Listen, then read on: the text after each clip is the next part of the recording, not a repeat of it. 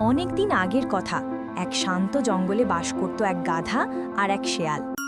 দুজনের বন্ধুত্ব ছিল ভালোই, কিন্তু স্বভাবে তারা ছিল একদম আলাদা। গাধা ছিল সরল আর শেয়াল ছিল ধূর্ত।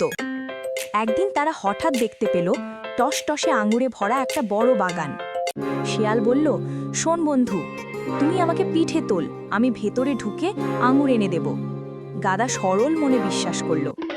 গাধা মাথা নিচু করে দাঁড়ালো আর শেয়াল লাফ দিয়ে বেড়ার ভেতরে ঢুকে গেল। কিন্তু সে আঙুর খেতে খেতে সব ভুলে গেল। গাধাকে একটা আঙুরও দিল না, লোভ তাকে অন্ধ করে ফেলল। ঠিক তখনই হাজির হলো বাগানের মালি। শেয়ালকে দেখে সে রেগে ফুঁসে উঠল। শেয়াল প্রাণ ভয়ে দৌড়াতে লাগলো আর এক লাফে বেড়া পেরিয়ে পালালো। আর হতভম্ব গাধা দাঁড়িয়ে রইল বাইরে। মালি তাকে দেখে তাড়া করলো। ভুল বোঝার শিকার হলো সে। গাধা দুঃখ পেল, আর শেয়াল বুঝল তার লোভই সব সমস্যার শুরু। শিক্ষা: লোভ করলে শেষ পর্যন্ত নিজেরই ক্ষতি হয়।